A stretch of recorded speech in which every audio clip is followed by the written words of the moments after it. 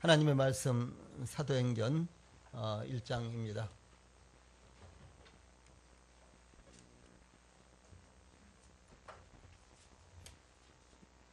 하나님의 말씀 사도행전 1장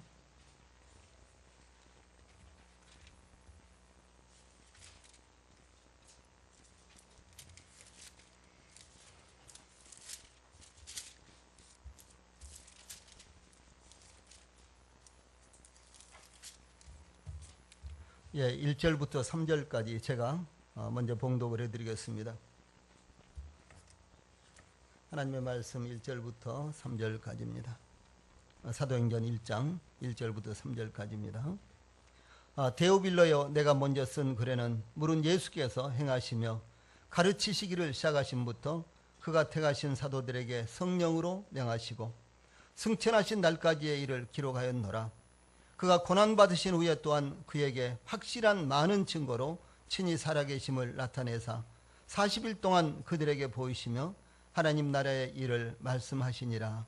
아멘. 자, 1절부터 3절까지 제가 읽어드린 말씀 같이 한번 읽어봅시다. 앞에 보시고 읽읍시다. 시작. 데오빌로여, 내가 먼저 쓴 글에는 물은 예수께서 행하시며 가르치시기를 시작하심부터 그가 택하신 사도들에게 성령으로 명하시고 승천하신 날까지의 일을 기록하였노라. 그가 고난받으신 후에 또한 그들에게 확실한 많은 증거로 친히 살아계심을 나타내사 40일 동안 그들에게 보이시며 하나님 나라의 일을 말씀하시니라. 아멘. 사도행전 1장 1절로 3절 말씀, 지금 우리가 읽은 이 말씀을 통해서 잘 안 그렇게 좀 해주세요. 1장 1절로 3절 말씀을 통해서 오늘은 부활의 확실한 많은 증거, 이런 주제로 말씀을 드리겠습니다. 우리 주님께서 허락하시면은 제가 사도행전 1장을 조금씩 이렇게 시간 나는 대로 강의를 해드리기를 원합니다. 왜냐하면은 사도행전 1장은 주 예수님의 지상생애와 그리고 주 예수님의 승천과 그리고 주 예수님의 다시 오심이 함께 이렇게 기록되어 있는 참 좋은 말씀이 기록되어 있는 이와 같은 장입니다. 그래서 이 말씀을 통해서 주님의 교훈을 받고 또 뿐만 아니라 주님이 이제 이 땅에 계시다가 승천하신 이와 같은 모습도 우리가 보고 또 그런가 하면 또 우리가 주님의 다시 오심을 기다리는 이와 같은 시간을 갖는다면 저희들의 이제 그 영혼을 위해서 대단히 중요한 기기가 되리라고 이렇게 생각이 들었습니다. 인류의 역사가 진행되는 동안 이 죽었다가 살아났다는 사람들이 종종 있습니다. 어떤 사람들은 교회마다 다니면서 이 천국과 지옥을 보았다느니 혹은 갔다 왔다느니 이런 등등의 간증을 하고 다니는데, 그런 분들이 와서 간증을 하면 그야말로 구름대 같은 많은 사람들이 몰려들어서 간증을 듣습니다. 정말 천국은 어떨까? 정말 지옥은 어떨까? 그리고 천국과 지옥은 정말로 있는 것인가? 그래서 이제 쇼를 하고 다니는 이와 같은 사람들도 있고, 실제로 병원에 가본 적도 없는데 냉동실에 들어갔다가 나왔다고 거짓말하고 다니면서 이제 돈벌이로 이렇게 교회마다 다니면서 간증을 하는 이와 같은 사람들도 있답니다. 어떻든지 간에 이와 같이 미래에 대해서 그리고 죽음에 대해서 그리고 과연 우리가 죽으면은 내세가 있는 것인가, 살아날 수 있는 것인가, 이런 부분에 대해서 많은 사람들이 굉장히 관심을 갖는 것은 사실이고, 또 뿐만 아니라 저희들도 예수님을 믿으면서도 그와 같은 부분들에 대해서 이제 성경을 이제 상고를 하면서 하나님이 어떻게 예비하셨을까, 과연 어떤 세계가 펼쳐질 것인가, 이런 부분에 대해서 저희들도 굉장히 이제 궁금해하고 또 소망을 갖고 있습니다. 이 성경에서도 죽었다가 이 살아났다는 이와 같은 사람들이 있습니다. 이 구약 성경에는 엘리야의 이적을 통해서 사르밧 과부의 아들이 살아났고, 또 그런가 하면 엘리사의 이적으로 수넴 여인의 아들이 살아났습니다. 예수님께서도 죽은 사람을 3번이나 살리셨는데, 해당장 야이로의 딸을 살렸고, 또 나인성 과부의 아들을 살렸고, 또 죽은 지 나흘이나 되어서 무덤에 묻혀서 이미 썩은 냄새가 나는 베다니의 나사로를 살리셨습니다. 또한 사도 베드로는 여제자 이 다비다라는 이 도르가를 살렸고, 그런가 하면 사도 바울은 3층에서 떨어져서 이미 죽은 이제 유두고라는 이와 같은 청년을 살아나게 했습니다. 예, 그러나 중요한 것은 이들이 죽었다가 기적적으로 다시 살아났으나 이 성경에 나타난 이와 같은 인물들, 그리고 죽었다가 살아난 이와 같은 인물들을 보면은, 예, 죽었다가 기적적으로 다시 살아나기는 했지만 예수님의 부활과는 차원이 달랐던 것을 볼 수가 있는 것입니다. 예수님은 죽은 자 가운데서 다시 살아나셔서 지금도 살아계시고, 그리고 영원히 살아계시는 분이십니다.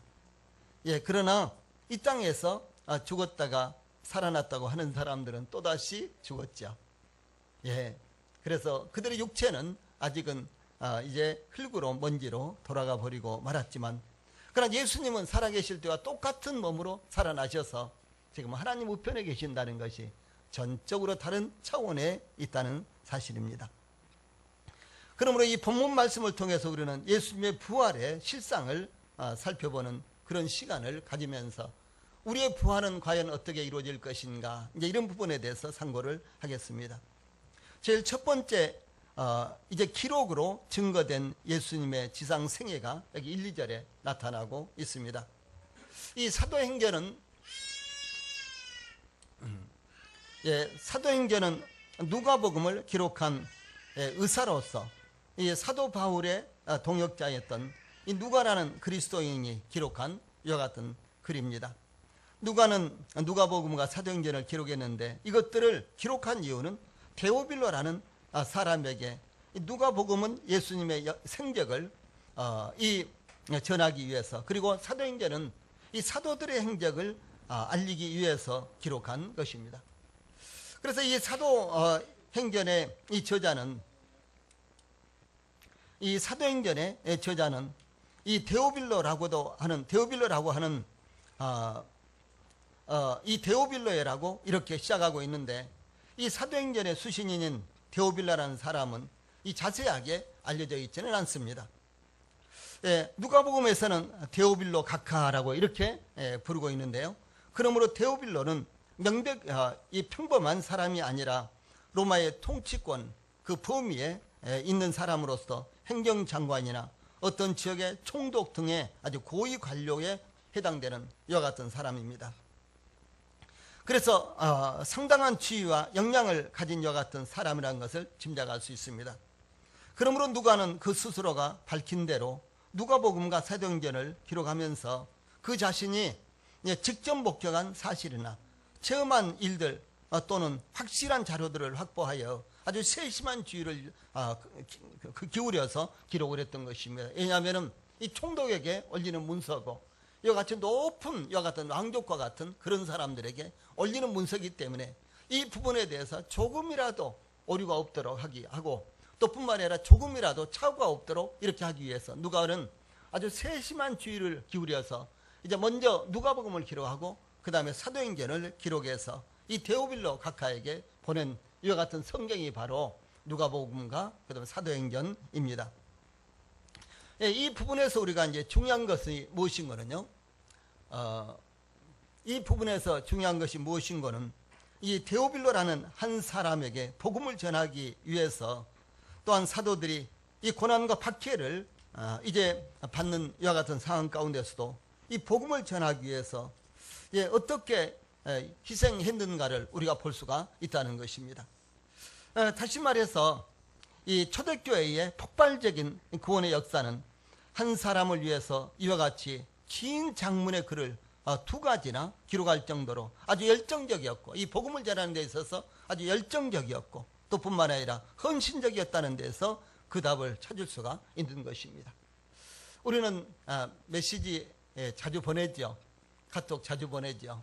그러나 이제 구원의 복음을 전하기 위해서 메시지 한번 보내는 거 쉽지 않고, 카톡 한번 보내는 것도 솔직히 쉽지 않고, 또 사실은 전화 한 통 하는 것도 이모저모로 생각해 보고, 그리고 또 하지 못하고 그러지 않습니까? 그런데 이 누가라는 이와 같은 사람, 누가라는 사람은 이제 이 데오빌라라는 이와 같은 각하에게 누가복음이 얼마나 깁니까? 그렇죠? 24장까지 있는데 누가복음은요 특별히 매 장이 굉장히 깁니다. 그리고 사도행전은 또 28장까지 있는데 얼마나 깁니까? 그래서 이 데오빌로라는 이와 같은 한 사람을 위해서 누가복음을 기록하고 또 그것도 모자라서 또 사도행전까지 기록한 이와 같은 열정을 여기서 볼 수가 있다는 것이죠. 그래서 이 초대교회 성도들이 복음을 전하기 위해서 얼마나 헌신했는가, 이 복음을 위해서 얼마나 열정을 다했는가를 볼 수가 있다는 것이죠. 사랑하는 우리 성도님들도 가족들 가운데 구원받지 못한 분들이 있으시죠. 그러면은 장문의 편지를 한번 써보시는 것이 어떨까요? 예. 저 시골이나 혹은 고향에 계신 아직 구원받지 못한 부모님들을 위해서 날마다 메시지를 보내시는 것은 어떨까요? 그리고 또 카드를 한 번씩 보낸다든가요. 그런 것도 참 좋은 일이겠죠. 작년에 저희 교회에 잠깐 나왔던 미국의 오클라호마 주도인가요? 거기에서 옥분인가 하는 분 계셨죠. 예. 네, 그분이 어제 카드를 보내왔어요.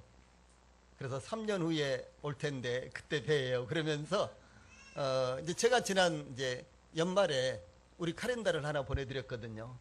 그랬더니 전화를 여러 번 했는데 통화가 안 됐다고 하면서 카드를 이렇게 보냈어요. 되게 반가웠어요. 예, 제가 카렌다를 보내니까 감사해서 보낸 카드였지만 그래도 저한테는 참 잊어먹고 있다가 감사했습니다. 그래서 사랑하는 우리 성도들이 복음을 위해서 물론 상대방은 눈치를 못 채겠지만 복음을 위해서 자주 카톡도 보내고 자주 전화도 하고 때로는 카드도 하나씩 보내드리고 요즘 카드 같은 거 참 안 보내니까 카드 같은 거 이렇게 하나 받아보면요 굉장히 새롭고 좋습니다. 이렇게 해보는 것도 참 좋은 일이겠죠. 어떻든지 간에 제가 말씀을 드리는 것은 초대교회 때 이 누가라는 사람이, 누가라는 그리스도인이 한 영혼을 위해서 이와 같이 장문의 편지를 2번이나 보냈다는 것은 우리가 본받아야 될 이와 같은 중요한 일이 아니겠느냐라고 하는 사실입니다. 그러면 이 누가복음의 이 기록의 범위에 대해서 잠깐 우리가 또 상고를 해보도록 이렇게 하겠습니다. 여기 보면 내게 먼저 쓴 내가 먼저 쓴 글에는 이렇게 밝히는 것은 바로 누가복음을 의미합니다. 누가는 누가복음을 통해서 무엇을 기록해서 전했는가를 기록하여 전했는가를 언급하고 있는 것입니다. 누가복음에는 무릇 예수께서 행하시며 가르치시기를 시작하신부터 그가 택하신 성도들에게 성령으로 명하시고 승천하신 날까지의 일이 기록되었다라고 이렇게 이 본문 2절, 1절과 2절에 이렇게 밝히고 있습니다. 그러므로 누가는 그의 복음서 처음 부분에 다음과 같이 이렇게 밝히고 있습니다. 누가복음 1장 1절부터 4절까지요. 우리 중에 이루어진 사실에 대하여 이 처음부터 목격자와 말씀에 일꾼된 자들이 전하여 준 그대로 내력을 조술하려고 붓을 든 사람이 많은지라. 그 모든 일을 근원부터 자세히 미루어 살핀 나도 데오빌로 각하에게 차례대로 써보내는 것이 좋은 줄 알았노니 이는 각하가 알고 있는 바를 더 확실하게 하려 함이로다. 이렇게 증가하고 있습니다. 그래서 누가가 단순히 그냥 생각나는 대로 이렇게 쓴 것이 아니라 누가복음을 쓰면서 얼마나 많은 자료들을 그가 이제 찾았고 또 얼마나 많은 자료들을 수집했고 그리고 얼마나 심혈을 기울여서 이 누가복음을 기록했는가를 여기에 나타내고 있는 것입니다. 누가의 이와 같은 열정을 우리 성도들이 가지시기 바랍니다. 단지 복음을 위해서만 이런 열정이 필요한 것이 아니라 우리 성도들이 이 세상을 사는데도 이와 같은 열정이 필요하다는 것을 말씀을 드리는 것입니다. 그래서 누가는 이와 같은 누가복음을 기록하면서 이 데오빌로 각하에게 어떻게 하면 이 복음을 깨우치길 수 있을까? 어떻게 하면 데오빌로 이 각하가 들었던 복음이 그것이 사실이구나, 그것이 히스토리구나, 이와 같은 사실을 분명하게 인식할 수 있을까? 이런 마음을 가지고 누가복음을 기록했다는 것이죠. 그래서 이 말씀을 좀 살펴보면요, 예, 우리 중에 이루어진 사실에 대하여 먼저 이렇게 되어 있잖아요. 예, 성경은 단순한 이야기나 떠도는 이야기나 혹은 전해 내려오는 이야기를 기록한 것이 아니라 사실을 기록한 것이라는 사실을 말씀하고 있는 것입니다. 여러분, 성경을 어떤 사람들은 그냥 우습게 여겨요. 어떤 사람들은 성경을 신화라고 생각을 합니다. 그러나 성경은요, 만약에 신화에 그쳤다면 성경을 연구한 수도 없이 많은 사람들, 또 성경이 사실이 아니라 히스토리가 아니라고 이렇게 주장하는 사람들에 의해서 이미 성경은 훼손되고 말았을 것입니다. 성경이 우리 손에 아직은, 성경이 우리 손에요, 남아있지는 않을 거예요. 이미 폐기됐을 것입니다. 그러나 성경은 사실이고, 성경은 확실한 증거를 갖고 있는 이 같은 사실을 기록한 책이기 때문에 성경은 훼손되지 않고 지금도 전 세계적으로 가장 많이 쓰여지고 있는 바로 이 책이, 가장 많이 쓰여지고 있는 책, 그리고 가장 많이 출판되고 있는 책, 가장 최고의 베스트셀러가 바로 성경이라는 사실을 우리 성도들이 기억하시기 바랍니다. 그래서 이 지구상에서 최고의 베스트셀러인데 우리 성도들도 한 번쯤은 읽어보셔야 되지 않겠어요? 금년에 성경 읽기, 성경 일독하기 하는데 잘 되고 있습니까? 2월달까지 하다가 지금 그냥 중단했습니까? 아니면 3월달까지 하다가 지금 중단했습니까? 계속해서 하고 계시죠? 예, 하고 계세요. 금년에 한 번씩 읽어봅시다. 정말 한 번씩은 읽어봅시다. 예, 이거요, 젊은 사람들은 한 2주면 읽어요.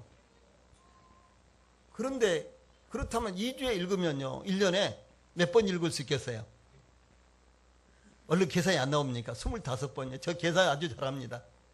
예. 그래서 25번 읽을 수 있어요. 그래도 그렇게 읽지 말고 너무 많이 읽으면 안 되니까 그냥 한 번만 읽읍시다. 금년에. 예, 그래요. 감사합니다. 한 번 읽읍시다. 그 다음에는요, 이렇게 기록되어 있죠. 처음부터 목격자와 말씀에 일꾼된 자들이 전하여 준 그대로 내력을 전술하려고 부수던 사람이 많은지라. 그래서 이 성경의 제자들이 우리가 보면 사도 바울이라든가 베드로라든가 마가, 요한 뭐 몇몇밖에 안 되는 것 같지만 이 성경 말고도요, 성경 말고도 수도 없이 많은 문서들이 있습니다. 예, 이로 헤아릴 수 없이 많은 문서들이 있어요. 근데 그 중에서 저자가 가장 정확하고 그리고 사도성이 있고 그리고 이것이 확실하게 초대교회 때부터 성경으로 받아들여졌는가, 여기에 따라서 이제 그 증명이 된 이와 같은 책들만 지금 신약성경, 구약성경을 구성하고 있는 것입니다. 예, 그 외에도 많은 문서들이 있어요. 이를 헤아릴 수 없을 정도로 문서들이 많습니다. 예를 들어서 이 성경과 관련된 탈무드라는 게 있잖아요. 탈무드는요 무려 5,000가지나 됩니다. 근데 5,000가지 책을 우리 교회다가 다 갖다 놔도요, 우리가 아이고 이게 너무 많아서 못 읽겠다, 아예 한 권도 우리가 못 읽겠죠. 예, 탈무드만 해도 5,000권인데 이 탈무드는 어떤 책이냐, 구약의 율법을, 구약 성경 가운데 율법이 있잖아요. 율법을 설명한 책이 탈무드예요. 그러면 창세기 말고 출애굽기, 레위기, 민수기, 신명기 이 네 권이 율법서인데 이 율법서 네 권을 설명한 책이 탈무드인데 그 탈무드만 해서 종류가 5,000가지라는 것이죠. 우리 금년에 탈무드 5,000가지 다 한번 읽어봅시다.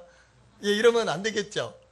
예, 그 중에서 정말 이 신빙성이 있고 믿을 만한 증거가 있고 그리고 받아들여졌던, 초대교회 때부터 예수님 이제 바로 직후부터요, 사도들에 의해서 받아들여졌던 그 같은 책들을 모아놓은 것이 신약성경입니다. 근데 많은 조술가들이 있었어요. 또 쓰려고 한 사람들이 있었습니다. 예, 그 중에서 초대교회 때부터 받아들여졌던 책들, 이와 같은 것들이 신약성경이라는 것이죠. 그런데 이제 누가는 어떻게 했느냐, 이제 그 다음에 보면은 누가는 이 모든 일을 근원부터 자세히 미루어 살핀 나도, 이렇게 했어요. 이 누가는 근원부터 자세히 살폈다 그랬습니다. 그래서 누가는 예수님에 관한 모든 일을 맨 시초부터 자세히 매우 정확하게 미루어 살펴 기록을 했다는 것입니다. 즉 마음을 다하여 그리고 집요하게 탐구하여 밝혀낸 것을 이제 누가는 기록을 했다, 이런 말입니다. 누가는 누가복음을 기록하기 위해서 주도 면밀하고도 그리고 집중적인 연구와 그리고 정확하고도 방대한 자료와 그리고 지식을 지니고 있었던 이와 같은 사람이었습니다. 이와 같이 성경에 기록된 내용들은 이 사실을 기록한 것이요, 추측이나 단순히 듣고 전해 내려오는 이야기 정도를 기록한 것이 아니었습니다. 목격자들과 그들이 전해주는 내용을 심층적으로 검토하고 그리고 기록한 것입니다. 이것이 사실인가 그 여부를 정확하게 판단하고 이렇게 기록했다는 것이죠. 실제로 누가복음과 사도행전의 그 수신인이 누구였습니까? 데오빌로라는 이와 같은 높은 직에 있던 사람이란 것입니다. 그런데 이 데오빌로 각하가요, 누가복음과 사도행전을 이제 받아보고 나서 다 맞는데 이 한 두 줄 정도는 거짓말이다. 그러면 전체를 받아들이겠습니까? 아닙니다. 예, 다 맞는데 이 한 두 줄은 이 의심쩍어, 이것은 거짓말 같아, 이것은 붙여낸 이야기 같아. 그럼 어떻게 되겠어요? 그럼 받아들이지 않는 것입니다. 예. 만약에 이 성경 66권 이 두꺼운 책 가운데요, 이 한 페이지가 이건 신빙성이 없다, 이 한 페이지가 이것은 거짓말이다, 과학적으로도 증명이 안 되고 그리고 역사적으로도 이건 증명이 안 된다, 그러면은 성경 전체에 대한 신뢰를 잃어버리는 것입니다. 그러겠죠? 예. 그래서 이 성경은 더더구나요, 이렇게 사실을 기록한 것일 뿐만 아니라 누가복음과 특별히 사도행전은 데오빌로 각하에게 이제 이와 같은 높은 직에 있는 사람에게 보낸 이와 같은 글이기 때문에 더더욱 아주 신뢰성이 있고 신빙성이 있는 이와 같은 글이었다는 사실을 말씀하는 것입니다. 그래서 누가복음과 이 사도행전은 데오빌로 각하에게 보낸 것으로서 아주 추워도 이제 착오나 거짓된 이와 같은 것들이 그리고 조작된 것들이 없다는 사실을 이제 여기서 분명하게 언급을 하고 있는 것입니다. 두 번째로 예수님의 부활과 관련된 증거들이 여기 3절에 나타납니다. 누가는 이 데오빌로 각하에게 예수님의 고난과 부활에 대해서 다음과 같이 증거하고 있습니다. 그가 고난 받으신 후에 또한 그들에게 확실한 많은 증거로 친히 살아계심을 나타내사 40일 동안 그들에게 보이시며 하나님 나라의 일을 말씀하시니라, 이렇게 기록하고 있습니다. 그가 고난 받으신 후에, 이 말씀은요, 부활은 주 예수님의 십자가의 죽음 후에 일어났던 이와 같은 일입니다. 주 예수님의 십자가의 죽음은 역사적인 사실입니다. 실제로 주 예수님은 두 손과 두 발에 못이 박히셨습니다. 실제로 주 예수님은 체포가 되셨고요, 머리에는 가십면류관을 쓰셨고 밤새도록 끌려다니시면서 채찍으로 맞으셨습니다. 그 무거운 십자가를 짊어지시고 골고다 언덕을 올라가셨습니다. 그리고 또 넘어지고 쓰러지고 그러시면서 골고다 언덕에 올라가셔서 십자가에 못이 박혀서 죽음을 당하신 이 사실이, 이것이 사실이라는 것입니다. 이 빌라도의 재판과 예수님의 못 박히신 이와 같은 장사와 장사되었던 무덤과 제자들의 도망침과 흩어짐은 주 예수님의 고난의 생생한 증거인데, 이것이 2000년이 지난 지금까지도 그대로 남아있는 것입니다. 빌라도가 예수님을 재판하던 그 자리, 예수님이 십자가에 못 박히시던 그 장소, 예수님이 묻히셨던 그 무덤, 그리고 예수님께서 방문하셨던 그 역사적인 이제 순간순간의 그 지역들이, 그 장소들이 지금까지 생생하게 보존이 돼 있다는 사실이에요. 이게 사실이 아닙니까? 저는 시골에서 태어났거든요. 제 형님이 올라오시면서 제가 태어난 집도 다 파시고 그랬어요. 그런데 그 고향이라는 것을 다 그리워하잖아요. 그렇죠. 그래서 저 특별히 이제 북한에서 내려오신 분들은 어떻게 해서도 눈을 감기 전에 한번 가봐야 되겠다, 그런 소원들을 가지고 계신 분들이 너무너무 많잖아요. 정말 그런 분들의 소원을 정말 풀어줘야 된다고 저는 생각을 해요. 이건 정치적인 문제가 아니에요. 아니, 정치가 무슨 상관이 있어요, 그것이. 가족들 두고 더러는 홀로 단신으로 내려오시기도 하고, 가족들과 함께 내려오셨다고 할지라도 가보고 싶은 고향 죽기 전에 한번 가보고 싶다는데, 이 정치적인 것이 무슨 문제가 있어요? 그렇죠? 정말 가보고 싶은 그 고향 가봐야 되지 않겠어요? 저희 같은 경우는 가보려면 얼마든지 가봅니다. 그런데 몇 년 후에 가보니까 집 모양이 싹 바뀌었더라고요. 네? 집 모양이 싹 바뀌어버리니까 마치 타향이 온 것처럼 느껴졌어요. 우리 집이 아닌 것처럼요. 굉장히 그 마음에 섭섭하고 안타깝고 그런 것들이 있었습니다. 예, 그런데 주 예수님께서는 그 태어나셨던 곳, 그리고 그 살이셨던 나사렛, 그리고 주 예수님께서 전도를 다니셨던 그 같은 곳이요, 지금까지도 거의 대부분 다 생생하게 보존이 되어 있다는 사실이죠. 예, 그런데 왜 여러분들은 그걸 믿지 못하십니까? 왜 예수님이 역사적으로 살아계셨고 그분이 십자가에 죽으셨고 그분이 죽으실 때 우리의 모든 죄를 대신 짊어지시고 담당하시고 죽으셨다는 것, 또 죽으실 뿐만 아니라 그분이 실제로 살아나셔서 머무셨던 곳, 그분이 방문하셨던 곳, 이와 같은 곳들이 지금까지도 생생하게 그대로 보존되어 있는데 왜 여러분들은 그것을 믿지 못하냐는 거죠.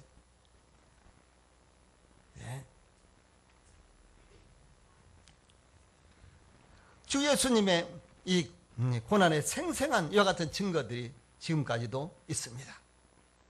또 뿐만 아니라 갈릴리에서 온 수많은 사람들과 예루살렘에 살고 있었던 수많은 사람들이 십자가에 못 박히신 예수님을 직접 목격을 했습니다. 네. 그 다음에 나온 말씀을 보면요, 또한 그들에게 확실한 많은 증거로 친히 살아계심을 나타내사 그랬습니다. 주 예수님의 육체적인 생애는 십자가에 못 박히심으로 끝난 것처럼 보였습니다. 그러나 주 예수님께서 수차례 연하신 대로 십자가에 못 박혀 죽음을 당하시고 장사되신 후 3일 만에 죽은 자 가운데서 다시 살아나셨습니다. 예수님의 고난과 부활은 비밀한 것이 아니었어요. 숨겨진 것이 아니었습니다. 모든 사람들에게 널리 알려진 일이었습니다. 단지 한두 사람은 본 것이 아니고 10사람, 20사람은 본 것이 아니고 100사람, 200사람은 본 것이 아니라 많은 사람들이 예수님께서 다시 살아나신 후에 보았다는 사실이죠. 그 다음에 보면은 40일 동안 그들에게 보이시며 하나님 나라의 일을 말씀하시니라 그랬습니다. 예수님께서 부활하셔서 한 번만 나타나셨다거나 일시적으로 나타나셨다거나 소수의 사람들, 일부의 제자들에게 나타나신 것만 아니라 40일 동안 제자들에게 보여주셨고 많은 사람들에게 나타나셔서 하나님 나라의 일에 대해서 가르치셨다고 하는 것입니다. 이것은 한쪽 구석에서 비밀이 있었던 일이 아니라 공개적으로 있었던 일입니다. 수많은 사람들이 직접 목격하고 그분의 음성을 듣고 그분의 못자국을 만져보고 그분의 옆구리에 창자국에 손을 넣어봤다는 사실이에요. 아마 우리 가운데도 예수님이 지금 나타나시면 예수님이 진짜인지 아닌지 우리 못자국을 한번 봅시다 하고 손을 만져보려고 하는 분들이 계시겠죠. 어떤 분들은 나는 손에 못자국 만져봐가지고 안 돼, 나는 옆구리에 창자국을 반드시 봐야 되겠어 그러면서 예수님 옷 걸치고 창자국을 만져보거나 손가락을 넣어보려고 하는 시도하는 그런 분들도 우리 가운데 틀림없이 있을 것입니다. 못자국 봐가지고는 나는 못 믿겠어, 창자국까지 봐야 되겠어, 아마 이런 분들이 있을 거 아니에요.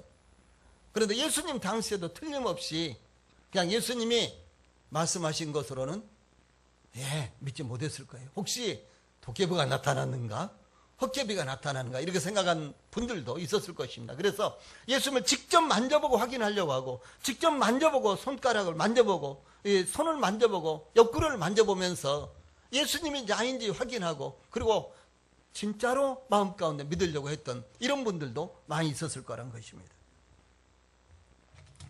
그래서 예수님께서 십자가에 못 박히시고 부활하신 후에 이 40일 동안 세상에 계셨습니다.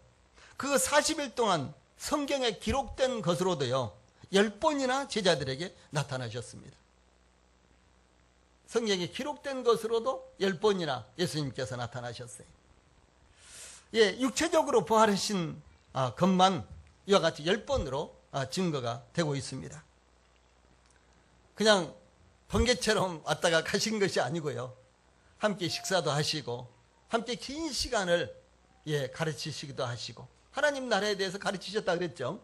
또 제자들을 파송하는 이와 같은 일도 하시고 아주 오랜 시간을 같이 머물러 계셨어요. 예. 이 40년, 40일 동안 함께 있었습니다. 이스라엘의 역사상 40이라는 수는 완성의 수입니다. 예, 시험의 수이기도 하고요. 그 의미는 완성의 수입니다. 예수님께서 죽은 자 가운데서 다시 살아나셨다는 것은 단 한 번으로도 충분합니다. 그렇죠? 왜냐하면 예수님의 피와 물을 다 흘리시고 죽으신 것이 확실하기 때문에 그분이 살아나셨다는 것을 다 한 번만 봐도 이건 변명의 여지가 없는 거예요. 그런데 40일 동안이었습니다. 공식적으로 10번이나 이제 자신을 나타내셨습니다. 더구나 예수님께서 승천하신 후 몇 년이 흐른 뒤에 몇 년이 흐른 뒤에 예수님을 믿는 신자들에게만 아니라 예수님을 믿지 못하고 믿는 사람들을 죽이려고 아주 광분했던 이와 같은 사람들에게, 특별히 바울에게도 나타났다는 거예요. 예수님의 제자 사도 베드로는요, 예루살렘 성전에서 또는 입법과 사법권이 있는 공회, 산헤드린에서 이렇게 증거를 합니다. 사도행전 2장 36절에 보면요, 같이 읽어봅시다. 사도행전 2장 36절 같이 읽겠습니다. 시작. 그런즉 이스라엘 온 집이 정녕 알지니 너희가 십자가에 못 박은 이 예수를 하나님이 주와 그리스도가 되게 하셨느니라 하니라. 또 그 다음 말씀,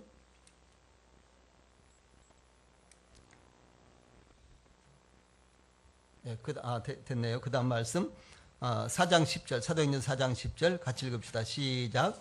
너희와 모든 이스라엘 백성들은 알라. 너희가 십자가에 못 박고 하나님이 죽은 자 가운데서 살리신 나사렛 예수 그리스도의 이름으로 이 사람이 건강하게 되어 너희 앞에 섰느니라. 여기 베드로는요, 예수님이 살아나시고 그 다음에 40일 동안 계시다가 승천하신 후에 성전에는 구름대같이 많은 사람들이 항상 몰려듭니다. 그 성전에 구름대같이 몰려든 사람 앞에서 너희가 십자가에 못 박아 죽인 나사렛 예수가 살아났다, 이렇게 이야기합니다. 또 그런가 하면은 예수 믿는 사람은 어떻게 해서든지 잡아다가 감옥에 집어넣고 죽이려고 했던 공회, 지금 우리나라로 말하면 국회입니다. 그 공회에 당당하게 서서, 이 공회에 사실은 체포돼가지고 끌려갔어요. 그런데 당당하게 서서 너희가 붙잡아서 십자가에 못 박은 그 예수님이 살아났다라고 이렇게 선포를 합니다.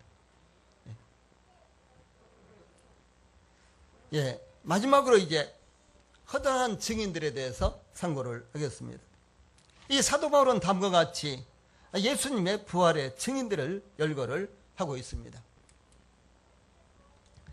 고린도전서 15장 4절부터 8절까지 보면은 장사 지낸 바 되었다가 성경대로 사흘 만에 다시 살아나사 게바에게 보이시고 후에 12제자에게와 그 후에 500의 형제에게 일시에 보이셨나니 그 중에 지금까지 대다수는 살아있고 어떤 사람은 잠들었으며 그 후에 야고보에게 보이셨으며 그 후에 모든 사도에게와 맨 나중에 만삭되지 못하여 난 자 같은 내게도 보이셨느니라, 이렇게 기록하고 있습니다. 이 고린도전서 15장인데요 고린도전서를 기록할 당시에 대부분 살아있을 때, 그 예수님 부활하신 예수님을 본 사람들이 대부분 살아있을 때 이 고린도전서가 기록됐다는 것이죠. 이것이 만약 거짓된 것이라면 만약 이것이 유조된 것이라면요, 지금까지 이 글이 남아있을 수가 없는 것입니다. 그리고 나서 이제 사도 바울은 자기 이야기를 하는데, 이렇게 이야기하죠. 맨 나중에 만삭되지 못하여 난 자 같은 내게도 보이셨느니라 그랬어요.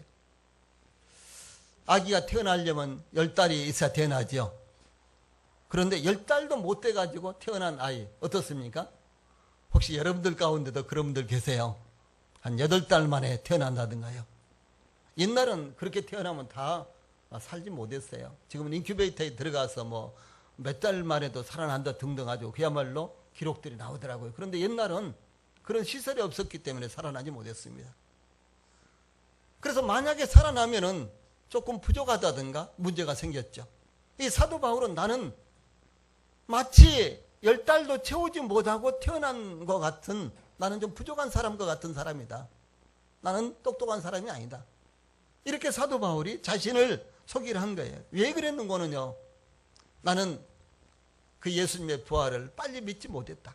아예 나는 믿지 못한 사람이다. 그래서 사도 바울은 그것을 비유적으로 말하기를 나는 만삭되지 못하여 난 자 같다. 이렇게 이제 소개를 한 것입니다. 그래서 이 사도 바울은 예루살렘 교회의 집사 스데반을 순교시켰던, 스데반을 죽였던 장본인이었습니다. 또 사도 바울은 교회를 박해하여 침멸하려고 시도했던 이와 같은 사람이었습니다. 그는 스데반을 순교시킨 후에 대제사장으로부터 고난을 받고 이 교회를 없앨 수 있다는 이 자신감을 가지고요, 교회와 제자들을 위협하고 살기가 등등해서 애국에까지 가서 눈에 보이는 대로 체포에다가 처형하려고 쫓아다녔던 아주 광분했던 이와 같은 사람, 이 사람이 사도 바울이라는 것이죠. 스데반 집사의 순교 이후에요, 스데반 집사의 순교 이후에 순교로 말미암아 예루살렘 교회의 성도들이 흩어져서 사마리아로 혹은 또 이스라엘 부근의 나라들로 흩어졌습니다. 그 당시 로마가 세계를 통치하고 있었기 때문에 로마의 통치 영역에서는 비자가 없이 허락 없이 자유스럽게 이렇게 여행을 할 수가 있었습니다. 지금은 이스라엘 바로 옆에 시리아로 가려면 갈 수 있을까요, 없을까요? 거의 통행이 불가능합니다. 그 옆에 레바논이라든가 또 그 옆에 이라크나 이란이라든가 이런 나라는 더 못 가겠죠, 이스라엘 사람들이. 근데 그 당시는 전부 다 로마가 통치하고 있었기 때문에 로마가 통치하는 그 영역에는 비자가 없이 허락이 없이 마음대로 다닐 수가 있었어요. 그러니까 예루살렘에 이제 박해가 일어나니까 성도들이 전부 다 피해 갔는데, 예루살렘이나 그 부근에 있으면 안 되겠으니까 외국으로 다 도망을 갔다는 거죠. 피해 갔어요. 그런데 피해 가서 그대로 있었느냐 하면 그것이 아니라 피해 가서 자기가 있는 곳에서 복음을 전하는 거예요. 그러니까 예수 믿는 사람들이 일어나서 또 그곳에 교회가 세워지고, 또 그곳에 박해가 일어나면 그 사람들이 또 저 도망을 가서 또 그곳에서 복음을 전해서 또 그곳에 교회가 일어나고, 그래서 교회가 그야말로 기하급수적으로 교회가 폭발적으로 구원받은 사람들이 나타나고 교회들이 여기저기 세워졌다는 것이죠. 그런데 이제 박해로 말미암아 이와 같이 교회가 여기저기에 세워졌는데, 그야말로 박해가 아주 심각하게 이렇게 일어났습니다. 그런데 이제 이스라엘 모든 주변의 나라 여기저기에 복음이 증거되고 교회가 세워진 것입니다. 그 결과 예수를 믿는 신자들이 아주 폭발적으로 나타나고 수없이 많은 교회가 시작이 됐습니다. 바울은 그래서 이제 예루살렘에 있는 이제 그리스도인들만 잡아와서는 안 되겠다 싶어가지고 애국에 있는 그리스도인들까지도 없애려고 대제사장에게 특별한 이와 같은 특권을 받아가지고 애국에 있는, 애국 지역에 있는 이제 교회까지도 없애고 그리스도인들까지도 체포해 오려고 이렇게 한 것입니다.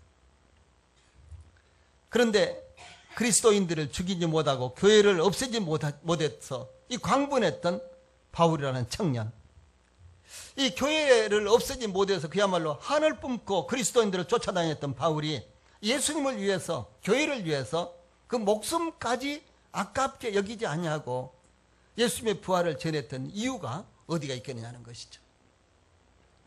아니, 처음부터 예수님을 지지하고 예수님을 따라다녔던 제자들이 그런 것이 아니라, 교회가 세워진 후에도, 그리고 그리스도인들을 죽이고 그리스도인들이 도망가니까 끝까지 쫓아가서 그들을 잡아오려고 했고 그들을 죽이려고 아주 광분을 했던 이와 같은 사도 바울이 이제는 반대로 그리스도의 부활을 전하고 그리스도를 위해서, 교회를 위해서 자기 목숨까지도 바치려고 했던 그 이유가 어디가 있겠느냐는 것이죠.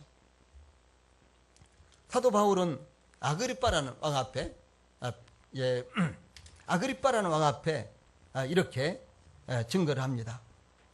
그 아그리빠 왕 앞에 증거를 할 때는 베스도라는 이와 같은 총독이 있었고, 그리고 버니게라는 이와 같은 여자가 함께 있었는데, 이 세 사람 앞에서 이렇게 증거를 합니다.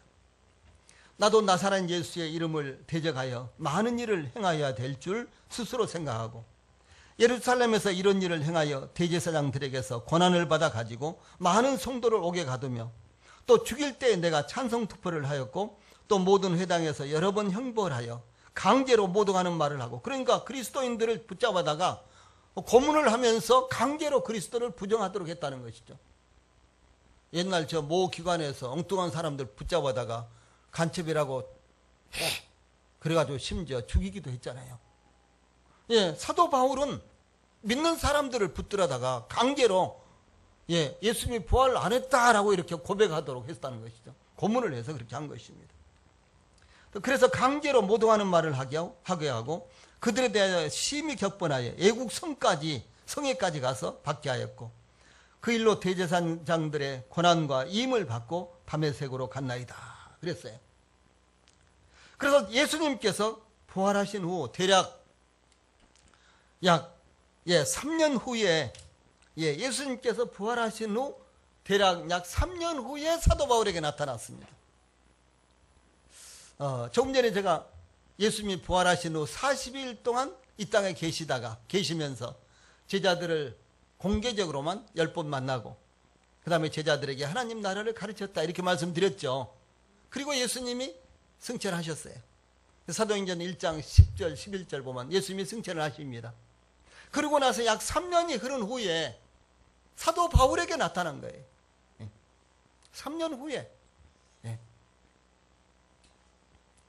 여러분, 3년 후에 사도 바울에게 나타났습니다. 사도 바울이 어땠을까요? 예수님이 부활했다네 하고 나서 한 일주일 후에 사도 바울에게 나타난 것이 아니라 3년 후에 예수님이 나타나신 거예요. 이 바울이 다메섹에 있는 지금의 시리아의 다마스커스입니다. 한참 지금 전쟁이 있고 막 그러죠. 이 다마스커스에 있는 신자들을 잡아오기 위해서 대제사장으로부터 임을 받아 이 부활을 증거하는 그리스도인들을 체포하여 죽이고 혹은 감옥에 가두기 위해서 쫓아다녔던 바울에게 예수님이 나타났습니다. 사도행전 9장 1절부터 보면 그 내용이 이렇게 나타납니다. 사도행전 9장 1절, 이 말씀 같이 읽어봅시다. 4절까지 시작. 사울이 주의 제자들에 대하여 여전히 유업과 살기가 등등하여 대제사장에 가서 다메섹의 여러 회당에 가져갈 공문을 청하니, 이는 만일 그 도를 따르는 사람을 만나면 남녀를 막론하고 결박하여 예루살렘으로 잡아오려 함이라. 사울이 길을 가다가 다메섹에 가까이 이르더니 호련히 하늘로부터 빛이 그를 둘러 비추는지라. 땅에 엎드러져 들음에 소리가 있어 이르시되 사울아 사울아 내가 어찌하여 나를 박해하느냐 하시거늘, 대답하되 주여 누구시니이까? 이르시되 나는 내가 박해하는 예수라. 이런 이제 사건이 일어납니다.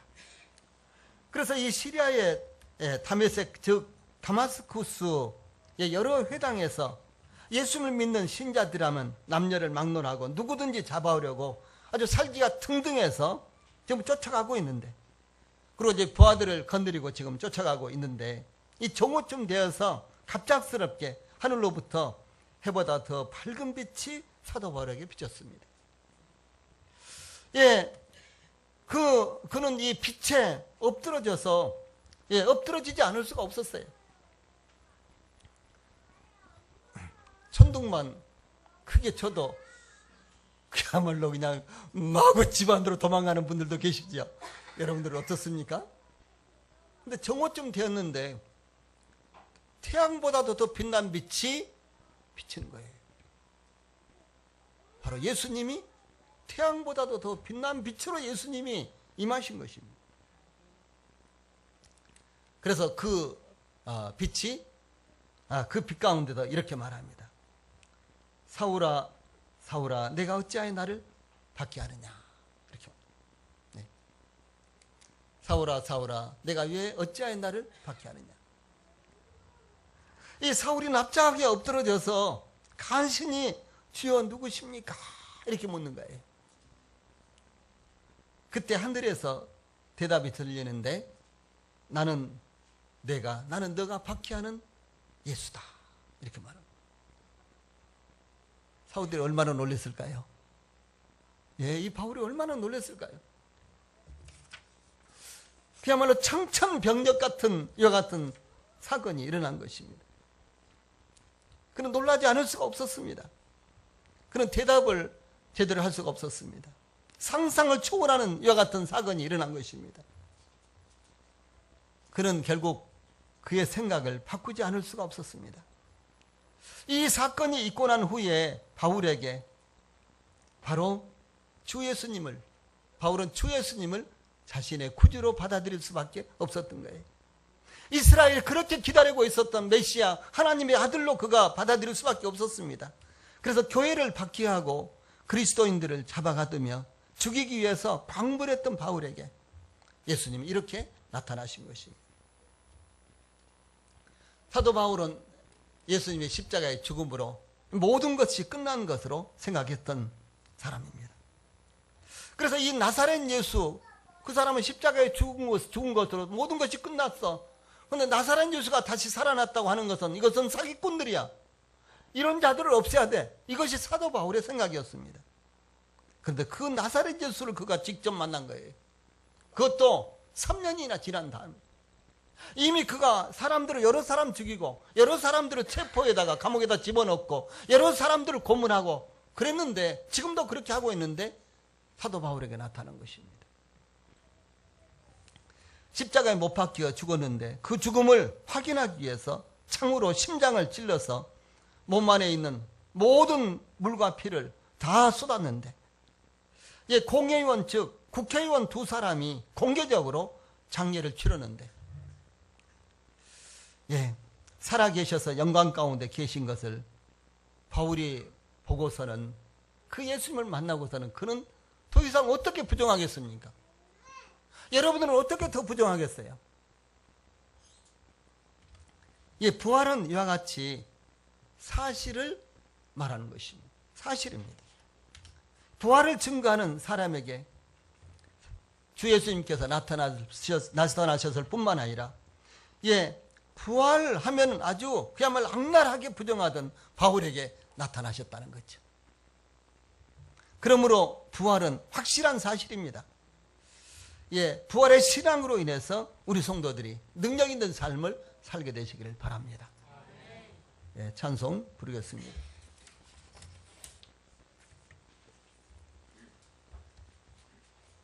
167장